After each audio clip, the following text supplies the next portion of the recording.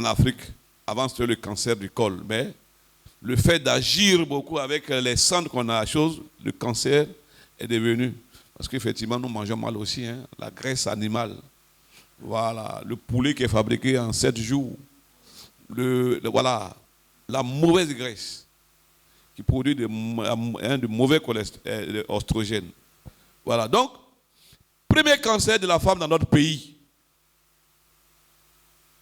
Ok, le diagnostic est tardif, hein, parce que ça dit que quand on sait que c'est un cancer du sein, allez, madame arrive à un stade tardif. Et le traitement de ce cancer est très lourd. Pourquoi on dit que tu es guéri d'un cancer du sein, c'est un traitement est suivi pendant 10 ans. Le professeur Didi Koko l'a dit. Ok? Et c'est un cancer guérissable. Guérissable. Il y a des gens qui ont des cancers du sein qui ont guéri. Ok? Mais c'est après 10 ans que tu vas faire ton témoignage. Hein? Ok? 10 ans de suivi, 10 ans de traitement. Il n'y a pas de cellules cancéreuses. Tu fais la scintigraphie des examens. On dit qu'il n'y a pas de cellules. 10 ans après, voilà, on dit que tu es guéri. Pas à 2 ans là, la boule a disparu, puis tu as dit que tu es guéri, tu as rendu ton témoignage. Alors donc, c'est un cancer guérissable. Donc, mieux le dépistage pour éviter un traitement lourd et coûteux. Le dépistage existe. Tout à l'heure, je vais vous montrer avec quelques gestes. Voilà, allons-y. Diapo. Alors, quelques chiffres. Hein. Bon, quelques chiffres, il y a bien quelques chiffres. Le cancer du sein représente le quart des cancers de la femme avec une incidence de 70 à 73 cas pour 100 000 habitants. OK? Pour 100 000, ça veut dire que le cancer de la femme, là, le cancer du sein, il y a le cancer de l'ovaire, la trompe, il y a le cancer de la lèvre, il y a le cancer du col. Mais le cancer du sein représente le quart. OK? Voilà. Bon, le cancer de l'œsophage, ça c'est de façon générale, l'homme aussi a ça. Et sur 100 000, on prend 100 000 habitants en Côte d'Ivoire, 70, 73 ont ce cancer. Et la principale cause de mortalité chez la femme entre 35 et 50 ans. Bon, ça c'est des chiffres, ça c'est un chiffre européen. Ce n'est pas un chiffre ivoirien. Et on dit que c'est le premier cancer de la femme en Côte d'Ivoire. Diapo. Alors, à quel âge peut-on faire un cancer du sein? Bon, toujours à parler de 30 ans. Mais, dans les cours, on dit, lorsque une dame a une petite boule au haut du sein, la boule doit être considérée comme un cancer du sein jusqu'à peu de contraire en apathe. Cela dit quoi? Une petite boule. Tu t'en vas, on fait le prélèvement. Même si le médecin dit que bon, là, il y a des boules, hein, quand tu touches, c'est un cancer. Quand tu touches, tu sais que ce n'est pas un cancer. Mais cela ne t'empêche pas d'aller faire un prélèvement pour envoyer ça au laboratoire. Moi, le cancer du sein que j'ai vu à un âge précoce, 17 ans, la fille a 17 ans, ça fait 3 mois. 17 ans. Voilà, elle habite à Blocos. J'ai vu à 25 ans, quand j'étais interne à Treichville, mais 17 ans, je n'ai jamais vu. Donc, le plus souvent, ça va de 30 ans et le pic toujours entre 40 et 50. C'est surtout, voilà, l'âge de 40 à 50 ans qu'on a beaucoup de cas de cancer, mais le plus souvent, ça commence le plus souvent à 30 ans. 25 ans, il y a vraiment des facteurs héréditaires. Cousines, tantes, et tous ont le cancer. Diapo. Alors, quels sont les facteurs du cancer du sein? Alors, tout à l'heure, j'ai parlé de la mauvaise graisse animale. L'alimentation qui donne des mauvais cholestérol. OK? L'hormone ce n'est pas l'hormone là qui donne le cancer, mais c'est le facteur qui favorise. C'est-à-dire que cette hormone-là, on trouve ça, c'est l'hormone qui donne les règles, la progestérone et puis l'oestrogène. Mais quand tu es ménopausé, que tu as un kyste, ce n'est pas normal. Quand tu es ménopausé, et puis à un certain moment, tu vois que ton sein là, commence à gonfler, tu te comportes comme une jeune fille, sais que cette hormone est là, c'est dangereux. une femme ménopausée de ne pas avoir une kyste de l'ovaire. Ce n'est pas normal. Or, c'est cet hormone-là qui est à l'origine. Alors, donc, c'est l'élément favorisant. OK? Et son augmentation permanente peut être à l'origine du cancer du sein. Mais quelles sont les femmes qui peuvent avoir cette augmentation? C'est bien l'alimentation. OK? Mais les femmes présentant des antécédents familiaux de cancer. Il y a des familles qui ont une hypercholestérolémie. OK? Voilà. Les femmes qui ont des problèmes de mastopathie bénigne, c'est-à-dire il y a plein de kystes au niveau de leur sein, plein de boules au niveau de leur sein. On appelle ça mastopathie bénigne. Ce sont des dames là. OK? Et puis, on se pose la question. Elles ont un niveau socio-économique élevé. Mais non. On a remarqué qu'en Afrique, même, là, ça c'est en Europe, hein. Mais en Afrique, effectivement, avant, on remarquait que le cancer de sein survenait chez les femmes qui ont un niveau socio-économique très élevé, qui mangent bien. Mais on a remarqué que dans les 10 dernières années, en Afrique aussi, voilà, même quand tu n'es pas aisé, tu as ce cancer. Mais pourquoi? Parce qu'on mange mal. Voilà. Le poisson chinois, les capes bizarres qu'on fabrique en 6 jours. Quel produit on vous donne? Hein? Le poulet qu'on fabrique en 10 jours. Bon, je ne suis pas en train de détruire les choses. Hein? OK. Les pesticides. Vous voyez, les gens ne travaillent plus avec la machette. Hein? OK? Donc, voilà des facteurs qui vont causer alors le cancer. Diapo. Alors, je vais vous dire quelque chose, n'ayez pas peur. OK? Alors, les dames qui sont obèses, on trouve beaucoup d'oestrogènes. OK? Les dames qui ont l'hypertension, diabète, puberté, sont des dames le plus souvent chez qui? On dit ce sont des dames qui ont des maladies métaboliques. L'hypertension, le diabète, on appelle ça maladie métabolique. Mais attention, ce n'est pas chez tout le monde. Hein. OK? La puberté précoce. Tu as 9 ans et puis tu es pubère. C'est que tu commences à produire l'oestrogène. Et ménopause tardive. Non seulement tu as commencé très tôt à produire l'oestrogène, mais c'est à 60 ans que tu es ménopausé. Mais le sein est beaucoup imprégné d'oestrogène. OK? Mais tous ces facteurs, soyez rassurés, sont des facteurs favorisants. Quand tu as ça, tu fais attention. De temps en temps, OK, tu touches. On n'a pas dit que quand tu es obèse, tu as fait forcément. Je n'ai pas dit ça. Mais ce sont des facteurs qui nous amènent à faire attention. Le docteur a dit que voilà des éléments qui peuvent conduire vers un cancer. Dans ce cas, puisque je suis obèse, puisque je suis diabétique, puisque j'ai ma famille qui a des cancers, dès maintenant, elle a commencé à faire le dépistage. Diapo. Comment reconnaître alors un cancer en début? Voilà. Un cancer en début. Donc, on va commencer le dépistage. OK? Bon, il faut qu'on aille vite. Normalement, une femme doit connaître son sein. OK? Parce que plus le cancer est en début, plus vous avez la chance de guérir. Vous voyez, la mammographie que vous faites là, c'est quand la boule atteint quelques centimètres, 1 centimètre. Non, bon, à moins d'1 centimètre. Mais la palpation, on peut percevoir la boule quand la boule a 1 centimètre. Quand on palpe là. OK? Quand elle a 1 centimètre. Quand elle a 1 centimètre. Il faut que ça soit clair. Ça cause ça, il faut faire toujours la mammographie. OK? Alors, donc, vous devez connaître votre sein. Chaque femme, surtout les femmes, les jeunes filles qui font les règles, le 8e jour de votre cycle, vous devez avoir un miroir. Le 8e jour de votre cycle, le miroir est là. Bon, pour celles qui sont ménopausées, prenez un jour dans le mois, soit le 10 du mois. Voilà. Je regarde mon sein, je dois avoir une idée. OK? Je regarde le sein en face.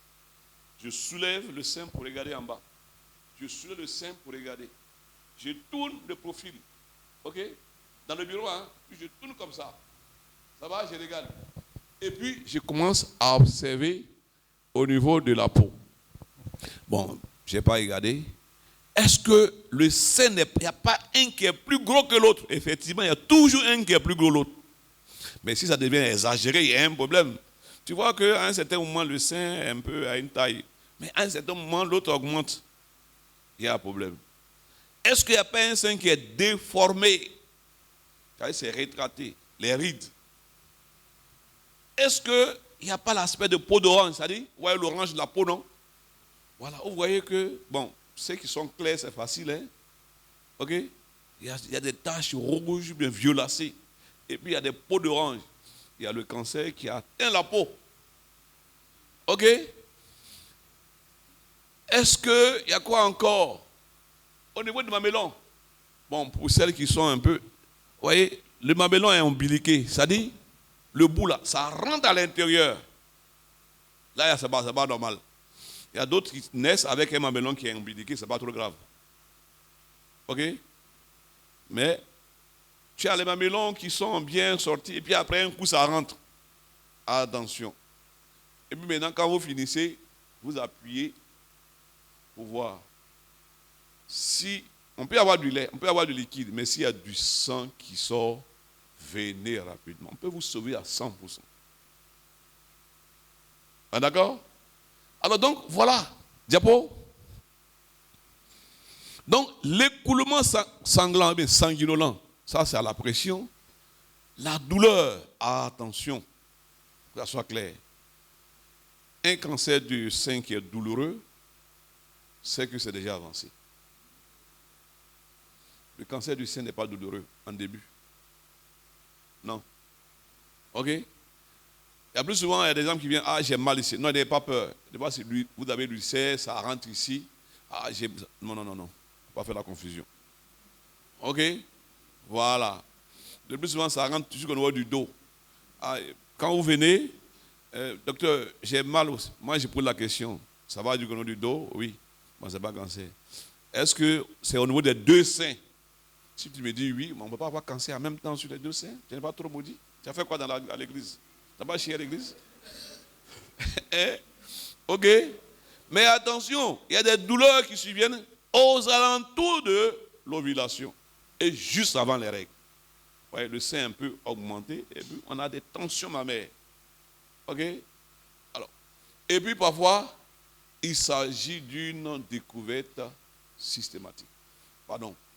Même si tu as un diabète, même si tu as une fièvre, OK, que tu vas à l'hôpital, si un médecin t'examine le sein, il n'a pas fait une erreur. Voilà. Même si tu as mal, elle est cardiologue. Si tu t'en vas, qu'elle te consulte et puis elle t'examine le sein, ce n'est pas une erreur. OK? C'est ce qui est conseillé, mais on ne le fait pas. OK? Donc, on conseille à tous les médecins, pour faire le diagnostic précoce du cancer, quand une dame arrive, même si tu as mal au pied, on profite. La preuve, même chez les hommes, à part de 60 ans, quand ils s'en vont consulter, il y a le médecin de Fauboigny, consul de Go-Médical, qui est mon ami. Et tu as 50 ans, quand tu arrives, il te fait un toucher rectal, un garçon. Mais il a diagnostiqué un cancer de prostate chez un ami qui a 45 ans. Ouais, 45 ans. C'est le geste à partir de 60 ans. Mais lui, il fait ça à partir de 45 ans. Et il a mis ça, il a senti que voilà, la prostate est anormale. Il a dit, il va faire la biopsie. C'est un cancer. Mais le gars, il a tout sauvé. Alors donc, on dit, une découverte au cours d'un examen systématique, découverte fortuite au cours d'un examen.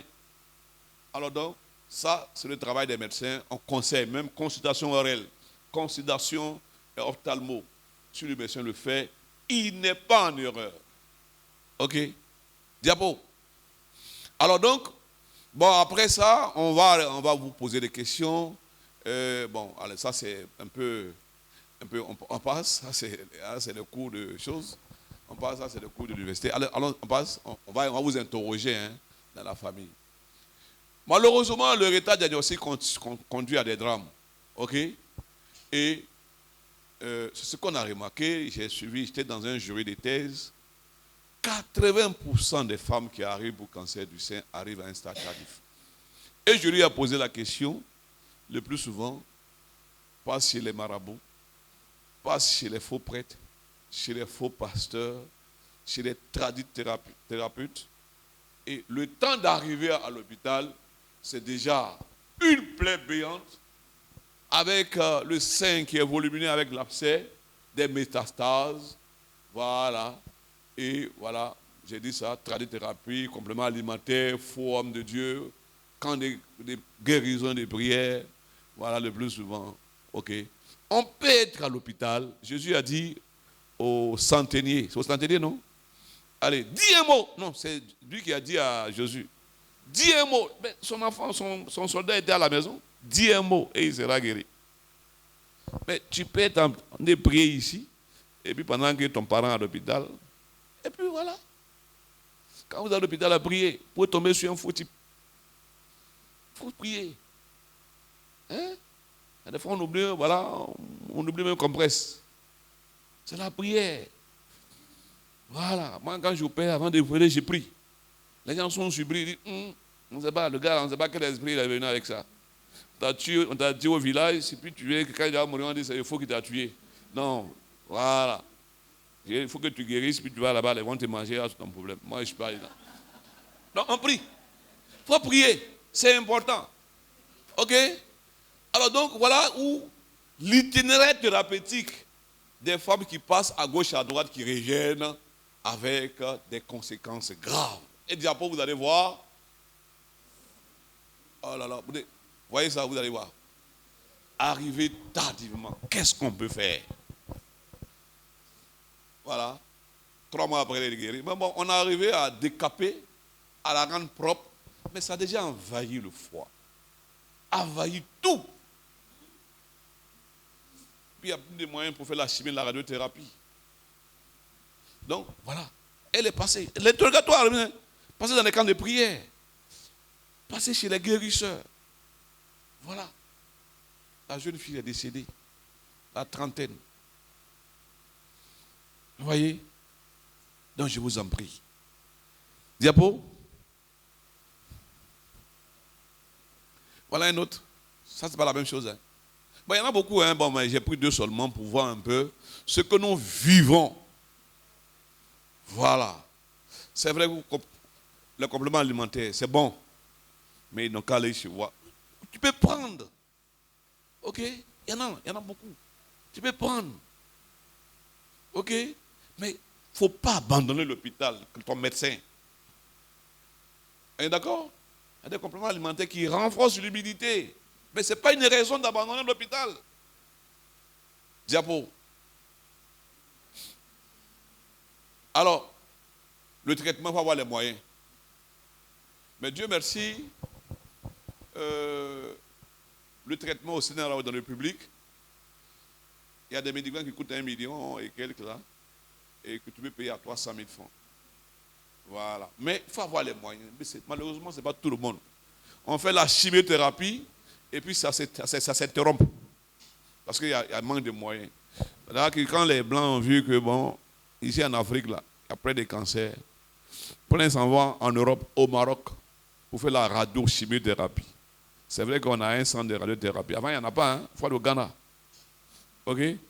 Dieu merci, on a, avec le professeur Chiman, qui malheureusement n'a pas suivi ça, qui a installé, avec le gouvernement en place, qui a installé la radiothérapie avant qu'il installe les décédés.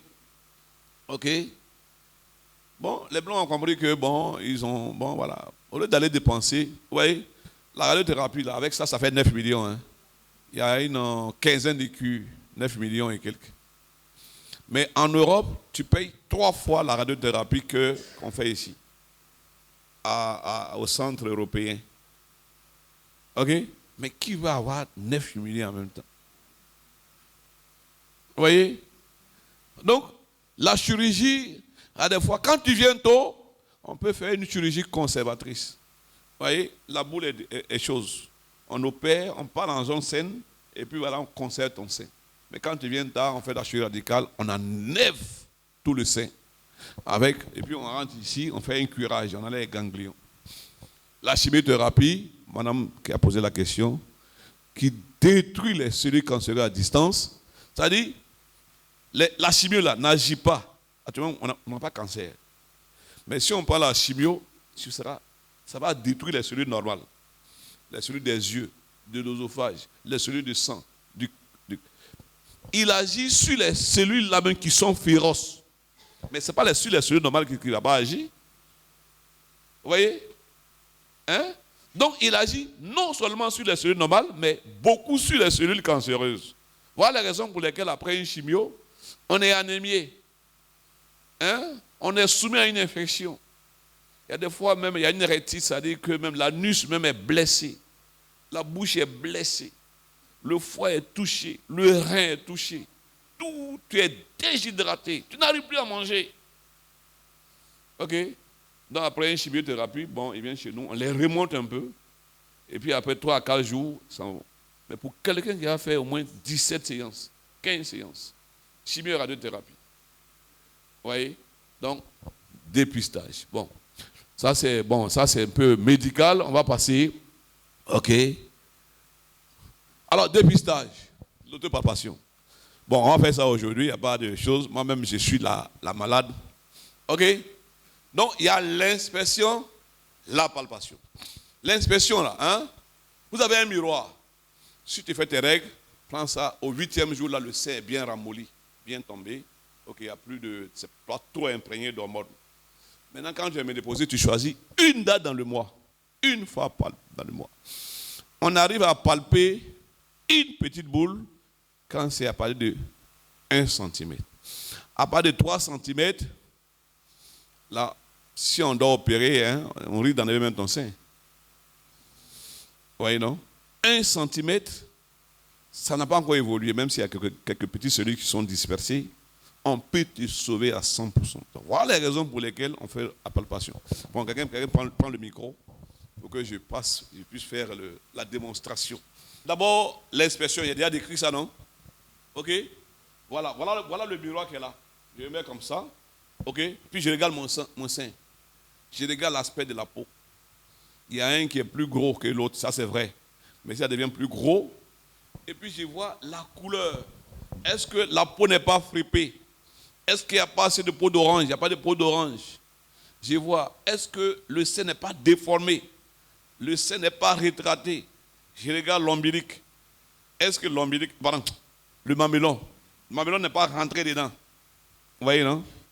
Et puis après, je me tourne comme ça, je regarde la même chose. OK? Est-ce qu'il n'y a pas de peau d'orange? Est-ce qu'il n'y a pas une plaie? OK? Est-ce que là, ce n'est pas déformé, ce n'est pas gonflé? Je fais la même chose comme ça ici. OK? Et puis maintenant, je soulève le sein. Je prends mon mamelon, je soulève pour regarder en bas. OK? Et puis maintenant, je fais comme si je donne le lait à un enfant. J'appuie comme ça. S'il n'y a rien, bon. S'il y a un liquide, c'est du lait, il n'y a pas de problème. Il y a des fois même, c'est liquide comme de l'eau. Ce n'est pas grave. Mais s'il y a du sang, courez rapidement. Venez nous voir. OK? Comment? Non, c'est pour voir s'il n'y a pas de plaie à l'intérieur. S'il n'y a pas de... Voilà, il n'y a pas de peau d'orange aussi. Parce que les ganglions, il y a la partie antérieure et la partie postérieure. Ça peut commencer en bas comme en haut. Vous voyez, non? Et puis maintenant, vous vous couchez sur votre lit. Allez, on va commencer. On met la main comme ça. Non, plutôt comme ça. On va commencer, hein? OK? Et puis le doigt est comme ça. Non. La main est comme ça, et puis voilà. Voilà comment il parle. On presse comme ça, à la recherche. Ouais, excuse-moi, prenez votre sein comme ça. Vous sentez une boule, non? Mais quand vous pressez comme ça, c'est vous sentez la boule. Voilà, comme ça. Vous parcourez tout le sein. Tout le sein. À la recherche d'une boule. Tout le sein. Vous appuyez contre le thorax, hein, contre les côtes. Dur. Non, c'est pas comme ça, hein. Comme ça. Comme ça. Parce que comme ça, tu as touché une boule. OK? Comme ça. Comme ça. Jusqu'à ce que tout le sein soit palpé. OK? Et puis la même chose ici. OK? Comme ça. Hein? Comme ça, comme ça, comme ça. OK? Et puis maintenant, en manière comme ça, on fait une griffe à la recherche des ganglions. Comme ça, comme si vous avez dégriffer quelqu'un. OK? Je mets comme ça ici. Bon. Oui, non, on commence ici. Voilà. On descend, on appuie à la recherche d'une petite boule. Il y a des fois, pour celles qui ont des gros seins, on peut ne pas palper le sein, les boules, mais il y a déjà un ganglion qui apparaît. Mais attention, quand le ganglion apparaît, ça peut être un ganglion de gris, ça peut être des ganglions qui ne disparaissent pas. OK? Voilà. Donc, on va comme ça, jusqu'à ce qu'on descend. Non, c'est pas comme ça. Comme ça. OK? On descend comme ça. C'est comme, vous voyez, on appuie. OK? Et la même chose. C'est ce qu'on appelle l'autopalpation. Une fois par mois. Le 8e jour pour celles qui sont réglées. Et puis maintenant, après ça, bon, donc position debout, position couchée, hein, on a vu ça. Diapo. Ah, d'accord. Et puis maintenant, on va passer à l'échomammographie. L'échomammographie. Ne nous insultez pas, nous qui sommes au CHU. Hein. Normalement, je vous dis la vérité. La mammographie doit se lire avec 2 radiologues, au moins. Mais dans la clinique, là-bas, il va vouloir partager l'argent avec son collègue. Mais au CHU, regardez, quand on vous donne le résultat de la mammographie, il y a 2 médecins en bas. Le nom de 2 médecins en bas. C'est ce qui est recommandé sur le plan international. OK? Mais le plus souvent, quand on va dans les cliniques, bon, la personne est seule à lire. Voilà. OK? Donc, on dit qu'il faut 2 personnes. OK? Bon, en Côte d'Ivoire, bon, normalement c'est 45 ans, mais on a ramené à 40 ans. Quand tu as 40 ans, parce que à part de 1 cm, on peut palper. Mais moins d'1 cm, c'est mammographie seule. Et l'échographie qui peut repérer. Vous voyez, la boule, à 1 cm, on peut toucher. Mais moins d'1 cm, on ne peut pas palper. Donc voilà les raisons pour lesquelles on recommande l'échomammographie à partir de 40 ans. Mammographie et l'écho en même temps couplés. Mais attention, on voit que les jeunes filles de 25 ans, de 30 ans, 35 ans, s'en vont faire une... Non! C'est l'échographie. Vous voyez, si tu as 25 ans, tu arrives à faire mammographie, l'image que ça donne l'impression d'image de cancer. Le sein est touffu. Or, à partir de 40 ans, le sein est lâche. Donc les boules sont facilement individualisables. Et quand c'est touffu avec plein de choses, on a dit non, on est grade 4 en tension. On doit faire très attention. OK? Mais on peut commencer à 35 ans si dans la famille il y a des cas de cancer. OK? Donc à 35 ans, on peut faire la mammographie.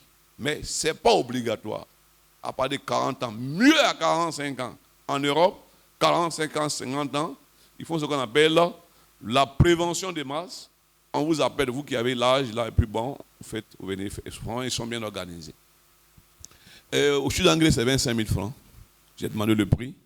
25 000 francs. Et puis, ça dépend aussi de la classe. Il y a 5 classifications.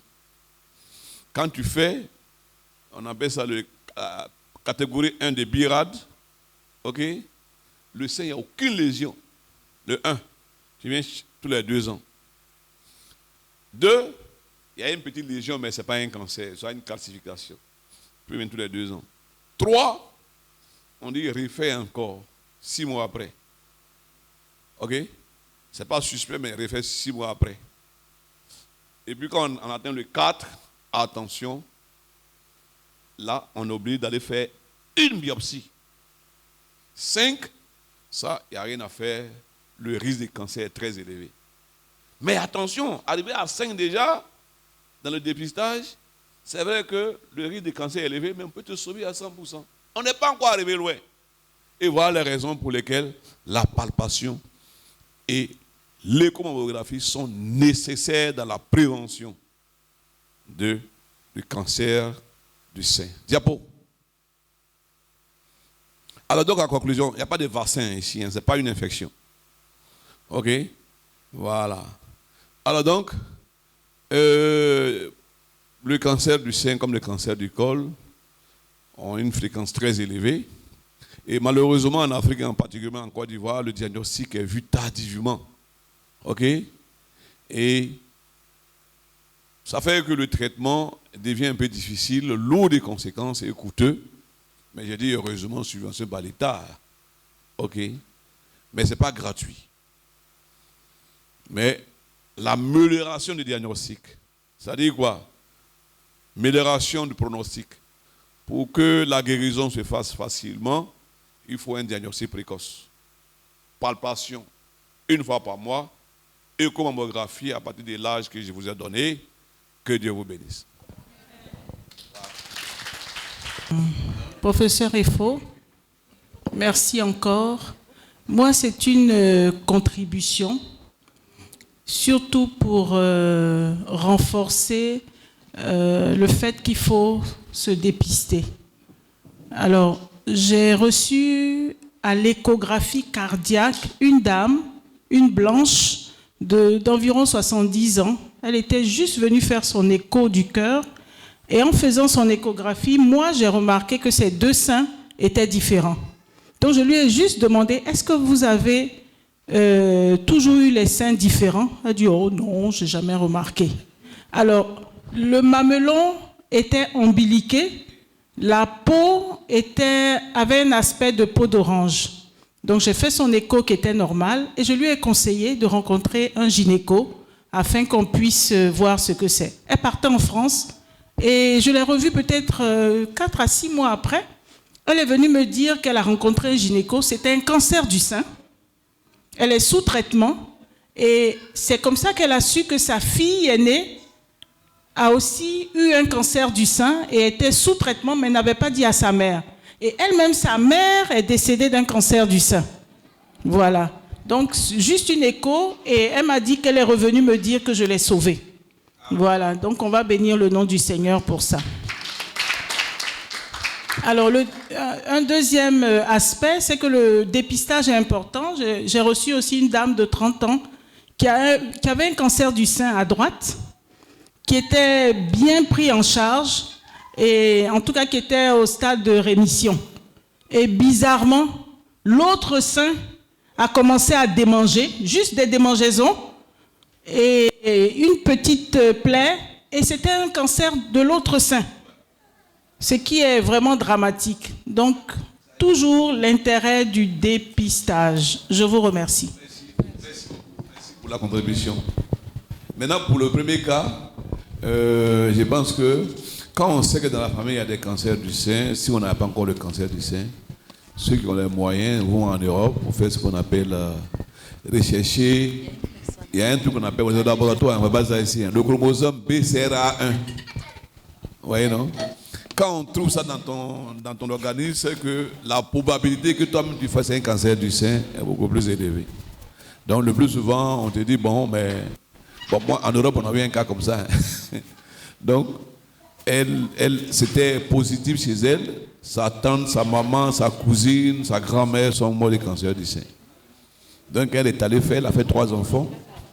Elle est venue, on a opéré, on a mis la prothèse, on en avait l'utérus, parce qu'elle risque aussi de faire un cancer, de lendemain, un cancer aussi de l'ovaire. Parce que ce sont des cancers hormonodépendants. Ce sont des cancers dus à l'oestrogène. Donc, on en avait son utérus, son ovaire, bon, on l'a déposé précocement. Voilà.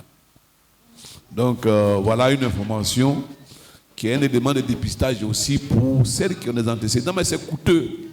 C'est très coûteux. C'est très coûteux. Donc, voilà, on n'a pas encore les moyens d'avoir ce laboratoire en Côte d'Ivoire, mais on peut orienter les gens à aller en Europe. Dans la famille, s'il y a tous les cancers du sein, voilà, le conseil qu'on donne à certaines personnes.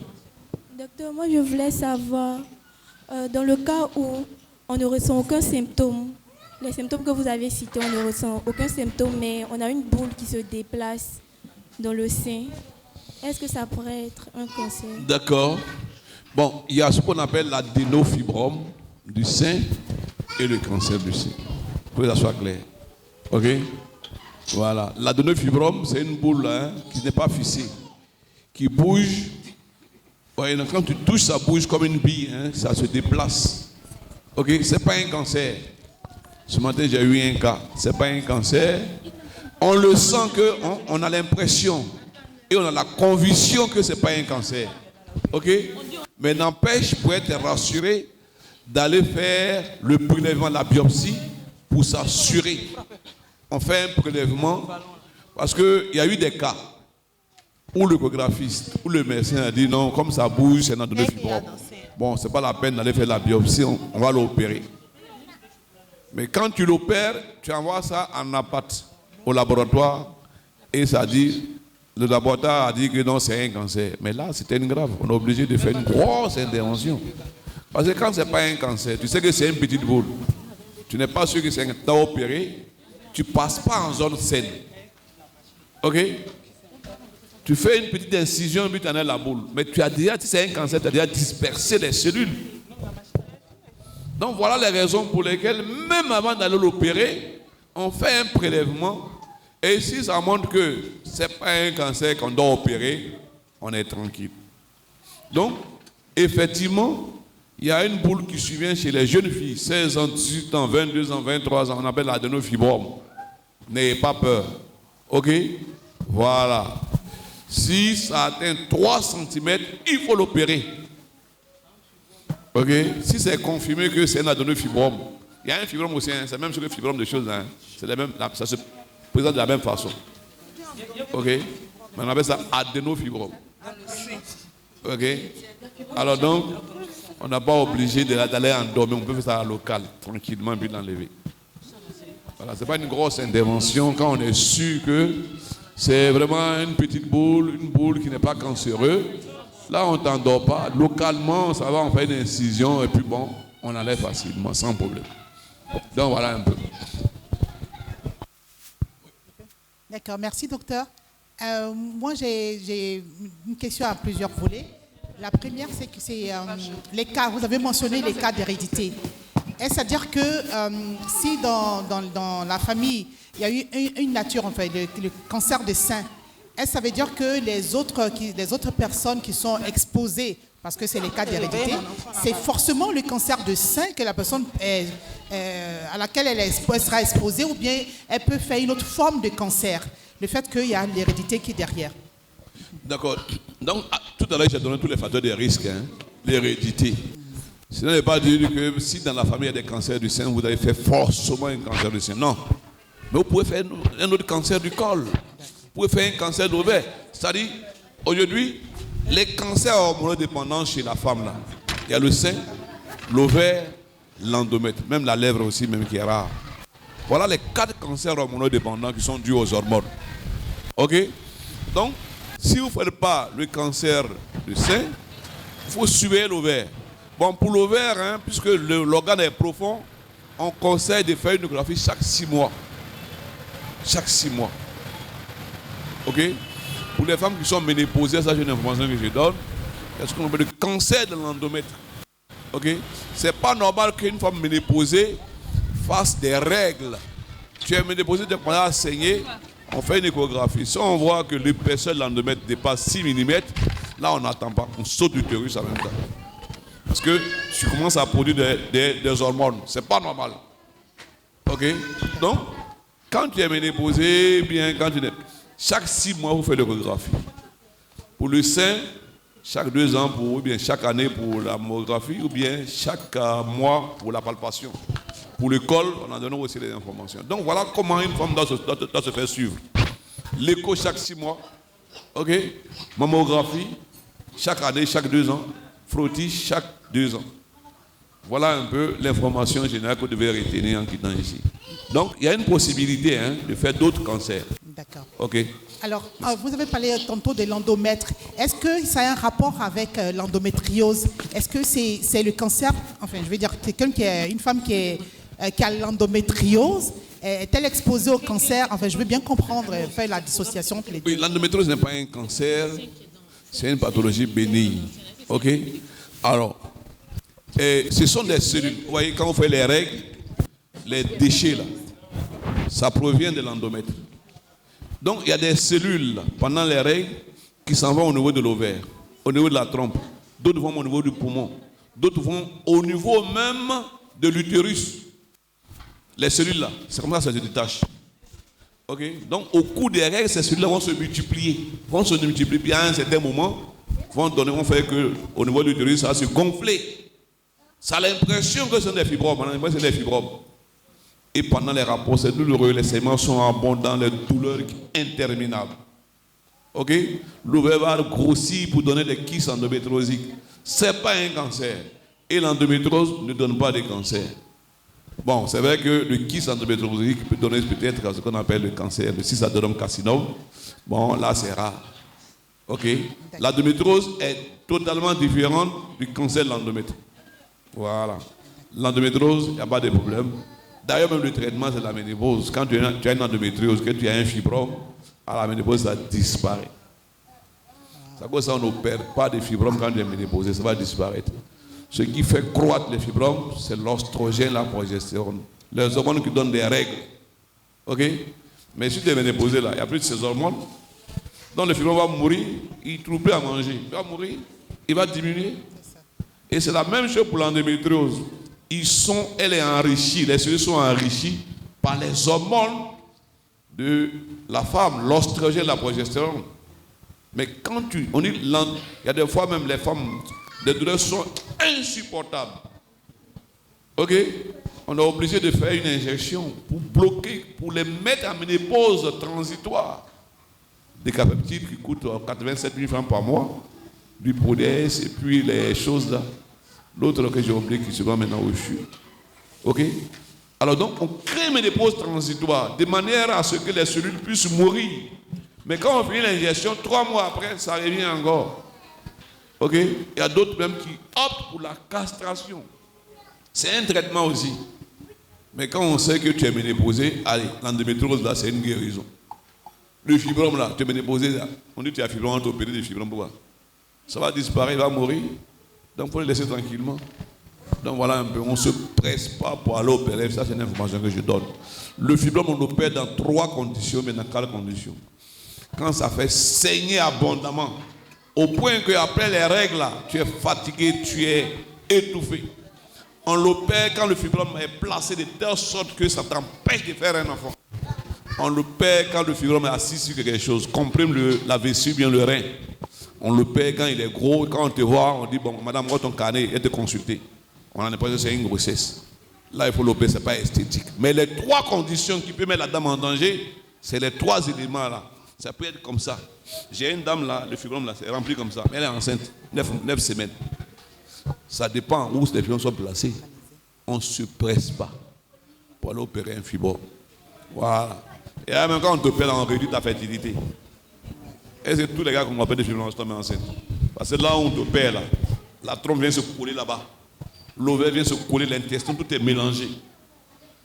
Donc quand tu as un petit fibrome, conseil, faire rapidement, si tu es marié, fais rapidement tes enfants. Parce que l'opération réduit la fertilité. Mais attention, je n'ai pas dit de ne pas l'opérer. Quand tu saignes beaucoup, ça peut te tuer. Si ça comprime les reins, ça peut te donner une insuffisance rénale. Là, on est obligé d'aller opérer. Tu es marié depuis 10 ans, le fibrome empêche que tu fasses un enfant. Là, on est obligé d'aller opérer. On est d'accord, non? D'accord. Voilà. Donc, voilà l'information que je tiens à donner. Merci, docteur. Merci. Alors, on a un cas de dépistage et on remarque qu'il y a une boule dans le sein. Oui. Et après, on demande de faire une biopsie. Et après la biopsie, on voit que cette boule est bénigne. Est-ce que cette boule-là, il faut la surveiller parce que comme elle est bénigne, on ne cherche pas à l'enlever. Et donc, les années passent et cette boule-là, est-ce que la patiente doit la surveiller? Est-ce qu'elle est exposée éventuellement un jour à un cancer? Bon, moi, quand je trouve une boule bénie, quand j'ai fait la biopsie, une boule bénie, quand la personne en activité génitale, c'est qu'elle va prendre la grossesse, je préfère l'enlever, hein, parce que moi, j'ai une mauvaise expérience. Ok? La grossesse, ce sont des facteurs favorisants de choses, hein, accroissent l'aggravation du fibrome. Ok? La grossesse, là, ce sont des facteurs aggravants. Quand tu as un fibrome qui te prend une grossesse, ah non, non, le fibrome là, de façon fulgurante. Hein. Ok? Donc quand tu as une boule, tu prends une grossesse, Attention, moi j'ai une connaissance. Hein. On a fait la biopsie. Quand on a fait la biopsie, on dit que c'est un tumeur béni. Bon, moi, je lui ai proposé qu'il faut opérer ça. Il dit non, le médecin dit que c'est un tumeur béni. Mais qu'elle a pris la grossesse, une flambée. Une flambée. Heureusement qu'elle a des connexions au niveau de la présidence. Elle est allée. Mais elle se fait suivre actuellement. Ok? Une boule biopsiée. Bénin. Si c'est bénin, bon, c'est pas une urgence. Ok, mais si tu sais que peut-être tu vas prendre une grossesse, moi je préfère. C'est un conseil, hein. C'est pas tout le monde, c'est pas écrit. On dit qu'il n'y a pas de danger. Mais moi, le conseil que je donne une fois, depuis que j'ai vécu cette expérience, je préfère enlever ça. Voilà. Lui, la médecine, c'est pas expérience, hein. Oui. Merci beaucoup. Alors, je vais ajouter quelque chose. Oui, professeur. Effectivement, hein, quand tu as une grossesse, que tu as un cancer du sein, le plus souvent, quand la grossesse est détectée précocement, bon, il y a des fois on te conseille d'arrêter la grossesse. Mais quand la grossesse, peut-être, on est à 29, 30 semaines, bon, on ajoute 4 semaines, on s'en fait la césarienne pour la prise en charge. Maintenant, c'est pas tout le monde qui a les moyens, il faut dire la vérité. C'est pas tout le monde qui a les moyens. Maintenant, pendant la grossesse, il y a des gens qui tentent aussi une petite chimiothérapie, hein, mais moins lourde. Mais attention, c'est moins lourd, mais le sein, là, ça évolue. OK? Alors donc, effectivement, ce qu'il dit, c'était la réalité. Et moi, la dame là, c'est une connaissance. Hein. La femme de mon ami, on était dans la même église, et bon. Donc voilà un peu. La grossesse, c'est un facteur aggravant. Voilà. Donc voilà un peu. Parce que pendant la grossesse, l'oestrogène là est triplé dans sa production. Vous voyez, non? C'est vrai que la projection aussi est triplée, mais l'oestrogène est triplé. Donc quand tu as un cancer du sein, un cancer de l'ovaire pendant la grossesse, allez, c'est une flambée. OK? Donc voilà un peu. Merci, professeur. Nous allons prendre 3 dernières questions, sachant qu'il y a un dépistage après. Le professeur nous dira aussi où le retrouver, son cabinet, etc., ou la clinique où le retrouver. Donc, 3 dernières questions, s'il vous plaît. Il est déjà 18h30. Merci, professeur. Moi, j'ai une question.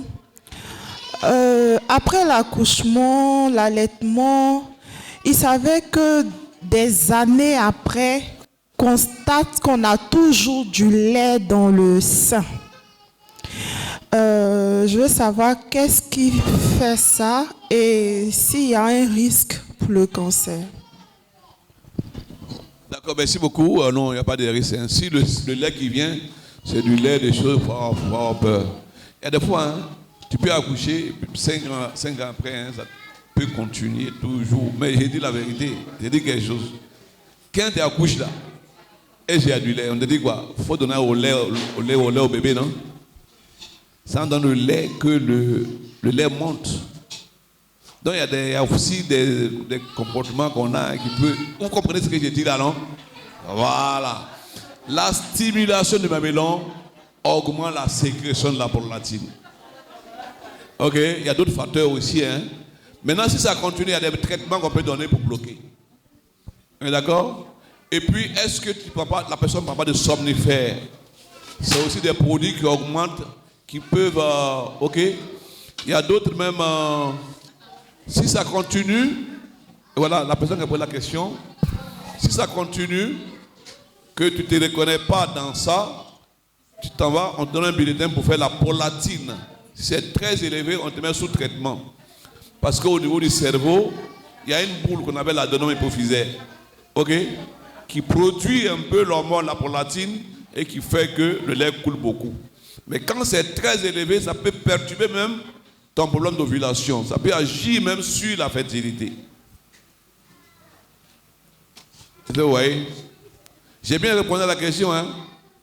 Si ça continue, allez, un examen. Est-ce qu'on ne prend pas tel médicament? Ou bien, bon, voilà, ce que tu sais. Voilà. Donc voilà un peu.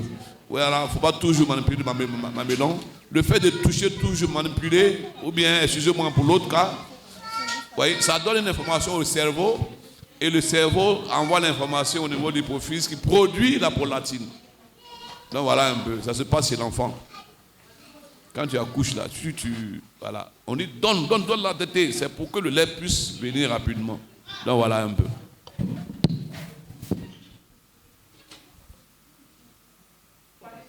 Ok, d'accord. Donc je disais comme ça que c'était moi-même. Je suis allée faire ma visite, c'était au lycée classique. Maintenant, quand j'ai fait le premier cancer du col utérus, il n'y avait rien. Maintenant, le second, ils ont trouvé une anomalie dans le sein, le sein gauche. Maintenant, il se trouve que quand je porte des soutiens, le lait, ça coulait. Donc, le médecin a dit qu'il faut venir, on va faire des analyses. Donc, je suis allée faire les analyses et puis ils ont constaté qu'il y a une boule qui était à l'intérieur. Donc, quand j'ai fini de faire les analyses et autres, il a dit comme ça que d'éviter de porter du noir. Et puis, d'éviter de porter du noir. Parce qu'avec la chaleur, tout et tout, le sein démange. Donc, je voulais savoir si ça ne va pas me poser de problème si jamais je fais de mes enfants et que je vais les allaiter. Comment ça se passer? Oui. D'abord, le premier problème, on dit qu'on a trouvé une boule. Oui. Est-ce qu'on a exploré pour voir si c'est vraiment une boule? Oui, parce que j'ai fait une échographie. Ils ont dit quoi? Il y a 2 boules dans le sein. C'est des kystes ou bien il y en a donné Oui, oui, c'était les kystes. Bon, kystes, il n'y a pas de problème, pas t'inquiéter. Ok, d'accord. Mais c'est dans les 2 seins ou bien un seul sein? Non, c'est un seul. Bon, il n'y a pas de problème, ça peut arriver. Un kyste, ce n'est pas un cancer. Ok, d'accord, merci. C'est un liquide qui est à l'intérieur. Ah, ok. Voilà. Mais, les démangeaisons, ok, mais il a raison quand même. Ce n'est pas les démangeaisons qui donnent les choses. Hein. Non. La chaleur. Vous voyez que les microbes qui donnent les pelles blanches, on appelle ça les mycoses. Hein? Ok? Ce sont des microbes qui se développent dans de l'acide. Voilà. Ils résistent à l'acidité. Ce n'est pas acide, hein? Ok? Donc, remarquez par exemple, en bas des seins, ça démange. Là, en les cuisses.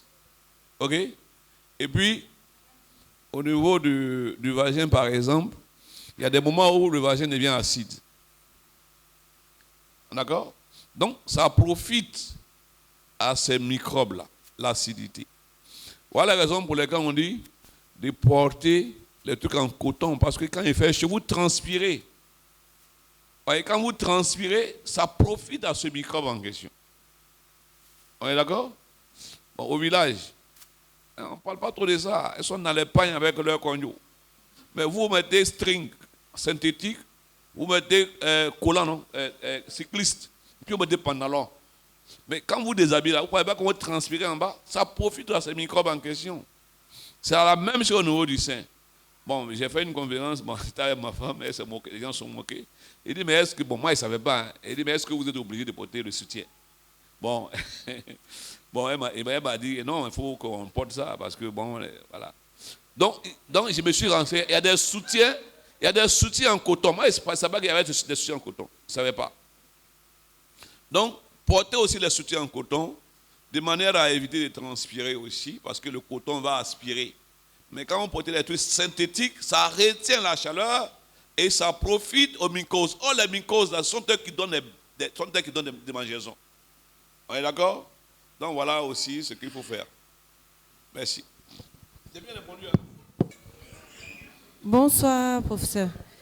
D'accord. Ma question, c'est une question à 2 volets. Je voudrais savoir, concernant le vaccin, on repart sur le premier thème, le vaccin du col de l'utérus pour les petites filles. Voilà, j'ai ma tante qui a eu à faire le vaccin pour sa fille et elle dit jusqu'à présent, sa fille n'a pas encore vu ses menstrues, n'a pas encore eu ses menstrues en fait. Donc, ça fait que moi, ça a créé un petit doute pour mes filles, voilà. Donc, franchement dit, sincèrement, jusqu'à présent, j'ai un peu, je doute beaucoup, j'ai un peu peur de faire ce vaccin-là pour mes filles. Voilà. Et puis, la deuxième question, c'est, lorsqu'il y a un cas qui a été détecté pour le cancer de sein dans la famille, est-ce qu'on peut dire que c'est héréditaire? Bon, d'accord. Le premier cas, Ce n'est pas le vaccin qui a donné des troubles de cycle. Hein. Alors, chez une jeune fille, c'est à partir de 18 ans, si elle ne voit pas les règles, on sait qu'il y a un problème. Ok? À 18 ans, elle va voir ses règles. Ah non, faut chercher. J'ai des cas, mais le sein est développé. Le sein est développé. Elle a des poils. D'accord. On va faire une échographie pour voir l'utérus. Tout récemment, j'ai reçu une dame. Il y a des malformations qui existent. Hein. Il y a une jeune fille qui n'a pas d'utérus. Il y a d'autres qui ont un utérus d'un enfant de 2 ans. La fille que j'ai reçue, elle a 25 ans, elle est mariée, elle a un utérus d'un enfant de 5 ans, 6 ans. Tu ne peux pas faire des règles. Donc, s'il a 18 ans, on attend. Si les 18 ans passent, allez, on va l'explorer pour chercher la cause. Mais ce n'est pas le vaccin. Ça soit clair. OK? On cherche la cause. C'est le plus important. Alors, les règles, hein, il y a des dames qui ont des pubertés précoces à 9 ans. OK? Voilà. Quand les règles commencent à venir, il y a des irrégularités de cycle. Hein. Ça peut venir, après c'est comme ça, jusqu'à ce que 3 à 4 ans après, tout devient normal. On est d'accord? Donc voilà un peu. Mais à 18 ans, il y a un problème. Parce qu'à partir de 18 ans, ce qu'on appelle l'hypothalamus est déjà mature. Et il y a même des produits normalement ces hormones. L'hypophyse est déjà bien installée. Donc si à 18 ans, elle ne fait pas encore les règles, il y a un problème. D'accord? Il faut l'examiner. Et puis il faut regarder aussi hein, au niveau du bas, est-ce que l'hymen est perforé? Tout ça. Voilà des examens qu'il faut faire pour trouver la cause. D'accord? Il y a forcément une cause qu'il faut chercher. Ça veut dire qu'il y a des enfants qui naissent sans hymen, hein? Hymen imperforé, pardon. On est d'accord? Maintenant, la deuxième question. Bon, il y a des cas isolés. Hein? Et il y a une étude américaine qui dit que le cancer, c'est chance. Cancer du sein. Parce qu'ils ont remarqué dans leur étude qu'il y a des gens qui n'ont aucun parent qui a un cancer du sein. Ils ne sont pas diabétiques, ils n'ont aucun facteur, mais qui ont développé des cancers du sein. C'est là maintenant ils ont dit non, cancer du sein, c'est une affaire de chance. Mais si dans la famille c'est un seul cas isolé, cela ne veut pas dire que c'est un cancer héréditaire. Hein? Ok? Moi, j'ai ma cousine qui a un cancer. Mais ses aïeux n'ont pas, hein, sa tante, sa maman, n'ont jamais eu de cancer. Mais elle a un cancer. On ne va pas dire que c'est héréditaire. Héréditaire, quand il y a 2 ou 3 qui ont le cancer, là on se dit qu'il y a un problème de cancer. On est d'accord? Mais du moment où dans la famille il y a quelqu'un qui a un cancer, on fait très attention quand même. Que ça soit clair. N'ayez pas peur. Si dans la famille il y a quelqu'un qui a un cancer, est-ce qu'il n'y a pas de tension, de diabète? Regardez, est-ce qu'il n'y a pas de mastopathie? Bon, voilà, tout ce que j'ai cité là, vous citez ça. OK? Voilà, donc pas de crainte. Non, le soutien n'a pas de risque de cancer. Pas du tout. Surtout de couleur noire. Non, pas du tout. Le cancer, on a dit, c'est un cancer hormonodépendant. Ce sont des hormones qu'ils ont à l'origine. Non, ça ne donne pas. N'ayez pas peur. Portez vos soutiens noirs, aucun problème.